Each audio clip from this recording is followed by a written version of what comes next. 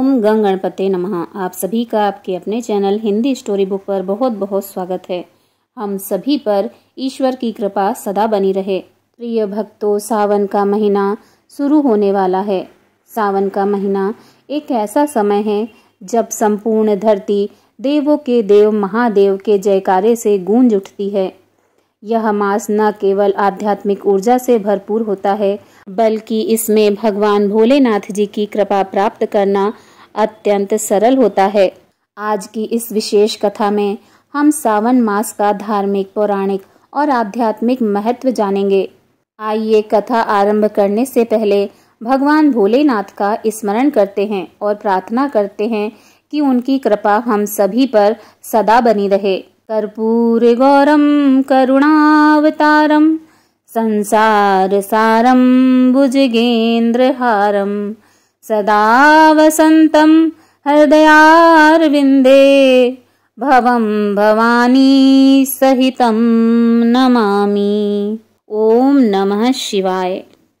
श्रावण मास अर्थात सावन का महीना हिंदू पंचांग के अनुसार वर्ष का 5वां महीना होता है।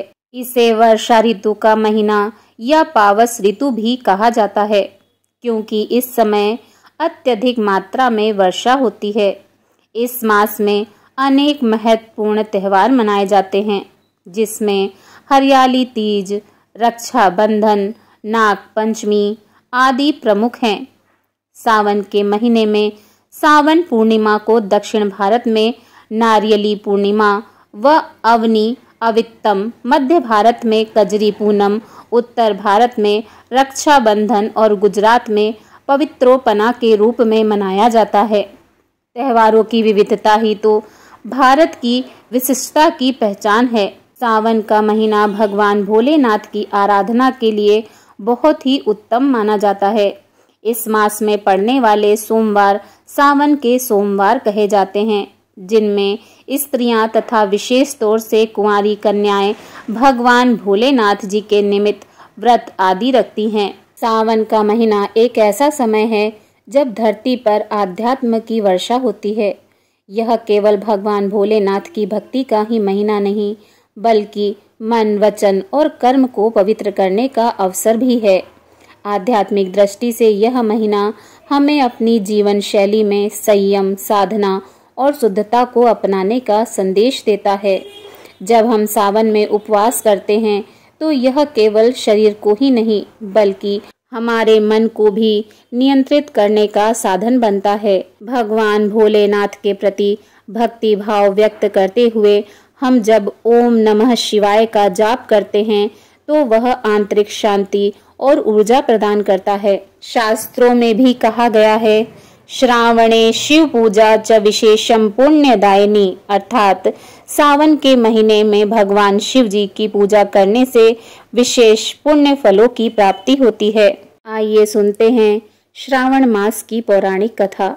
एक बार सनातन ऋषि सनत कुमार, जो कि ब्रह्मा जी के मानस पुत्र हैं, कैलाश पर्वत पर भगवान भोलेनाथ जी के दर्शन करने हेतु पहुँचे। वो अत्यंत जिज्ञासु थे और उन्होंने भगवान भोलेनाथ जी से हाथ जोड़कर विनम्रता पूर्वक प्रश्न किया, हे महादेव, हे देवों के देव, कृपया बताइए कि आपको सावन का महीना इतना प्रिय क्यों है। सावन के इस महीने में भक्तगण जल, दूध, बेलपत्र आदि चढ़ाकर आपकी विशेष पूजा अर्चना करते हैं, आपकी आराधना करते हैं। इसका क्या कारण है? हे भोलेनाथ, कृपया हम पर कृपा करके सविस्तार इसका वर्णन कीजिए। तब भगवान भोलेनाथ जी मुस्कुराए और अत्यंत शांत भाव से उत्तर दिया, हे कुमारों, श्रावण मास वह समय है जब प्रकृति स्वयं निर्मल और पवित्र होती है। वर्षा ऋतु के इस मास में संपूर्ण वातावरण तपस्वी बन जाता है। और भगवान शिव जी ने बताया कि जब देवी सती ने अपने पिता राजा दक्ष के यज्ञ में योग शक्ति से शरीर का परित्याग किया था, उससे पहले देवी सती ने देवों के देव महादेव को हर जन्म में पति रूप में पाने का प्रण किया था। अपने दूसरे जन्म में देवी सती ने पार्वती के रूप में राजा हिमाचल और रानी मैनावती के घर में पुत्री के रूप में जन्म लिया। देवी पार्वती ने युवा अवस्था में सावन मास में निराहार रहकर कठोर व्रत और तपस्या की और मुझको प्रसन्न कर मुझसे विवाह किया, जिसके बाद ही मुझे यह मास अत्यंत प्रिय हो गया। मेरे लिए यह मास अत्यंत विशेष हो गया। पुराणों के अनुसार समुद्र मंथन सावन मास में ही किया गया था। देवताओं और असुरों ने मिलकर क्षीर सागर का मंथन किया, जिसमें 14 रत्नों के साथ भयानक हलाहल विष निकला। यह विष इतना प्रचंड था कि उससे संपूर्ण सृष्टि के नाश होने का खतरा उत्पन्न हो गया। तब सभी देवताओं ने भगवान श्री हरि विष्णु जी से प्रार्थना की। भगवान श्री हरि विष्णु जी ने कहा, इस संकट से केवल देवों के देव महादेव ही बचा सकते हैं। सभी देवता कैलाश पर्वत पर पहुंचे और भगवान भोलेनाथ जी से प्रार्थना की कि वह सृष्टि की रक्षा करें।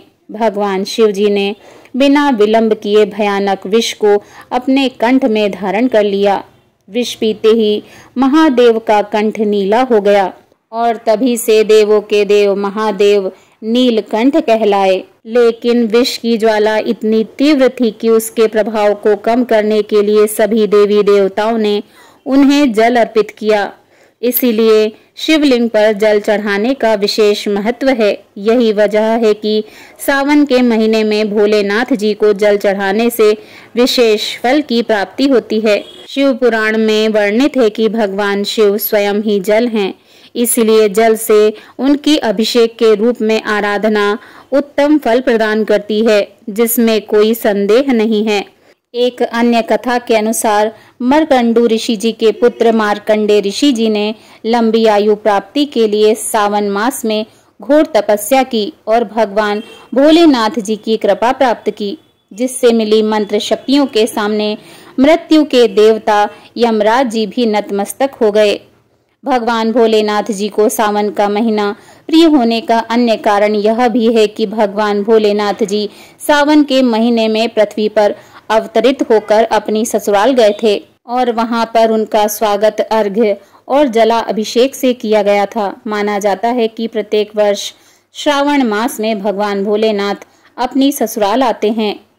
पृथ्वी वासियों के लिए शिव कृपा पाने का यह उत्तम समय होता है। शास्त्रों में वर्णित है कि सावन मास में भगवान श्री हरि विष्णु जी योग निद्रा में चले जाते हैं। इसलिए ये समय भक्तों, साधु संतों सभी के लिए अमूल्य होता है। यह 4 महीनों में होने वाला एक वैदिक यज्ञ है, जो एक प्रकार का पौराणिक व्रत है, जिसे चौमासा भी कहा जाता है। तत्पश्चात सृष्टि के संचालन का उत्तरदायित्व भगवान भोलेनाथ जी ग्रहण करते हैं। इसीलिए श्रावण मास के प्रधान देवता भगवान भोलेनाथ जी बन जाते हैं। आइए जानते हैं कि सावन के महीने में भगवान भोलेनाथ जी की पूजा कैसे करें। सावन मास में भगवान भोलेनाथ जी की पूजा उनके परिवार के सभी सदस्यों के साथ करनी चाहिए। इस माह में भगवान भोलेनाथ जी का रुद्राभिषेक करने का विशेष महत्व होता है।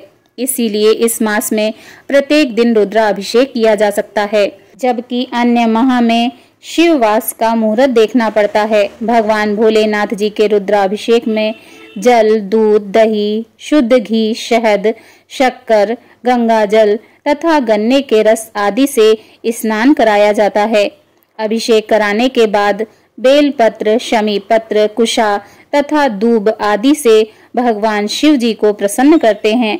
अंत में भांग, धतूरा तथा श्रीफल भोलेनाथ जी को भोग के रूप में चढ़ाया जाता है। शिवलिंग पर बेलपत्र तथा शमीपत्र चढ़ाने का वर्णन पुराणों में भी किया गया है। बेलपत्र भोलेनाथ जी को अत्यंत प्रिय हैं। यह भोलेनाथ जी को प्रसन्न करने के लिए शिवलिंग पर चढ़ाया जाता है। आक अर्थात अकोड़े का एक पुष्प शिवलिंग पर चढ़ाने से सोने के दान के बराबर फल की प्राप्ति होती है। 1000 आक के पुष्पों की अपेक्षा एक कनेर का पुष्प 1000 कनेर के पुष्पों को चढ़ाने की अपेक्षा एक बिल्व पत्र से दान का पुण्य मिल जाता है। 1000 बिल्व पत्रों के बराबर एक द्रोण या गुमा का फूल फलदायी होता है।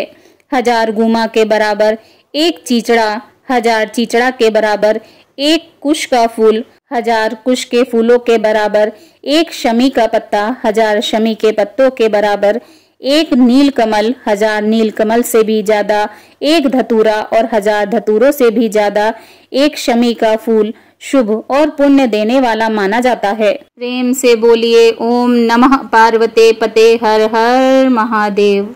इस प्रकार सावन मास की आध्यात्मिक और पौराणिक कथा यहीं पर संपन्न होती है। भगवान भोलेनाथ जी की कृपा से हमने जाना सावन मास के आध्यात्मिक एवं पौराणिक महत्व को, लेकिन यह तो केवल आरंभ था। मेरी अगली वीडियो में हम विस्तार से सावन मास के महत्व के पहले अध्याय का रसपान करेंगे, इसीलिए अगली वीडियो जरूर देखें।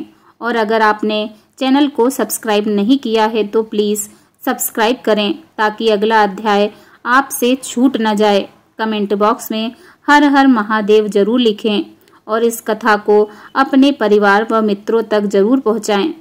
मिलते हैं अगले अध्याय में। हर हर महादेव। ओम नमः शिवाय।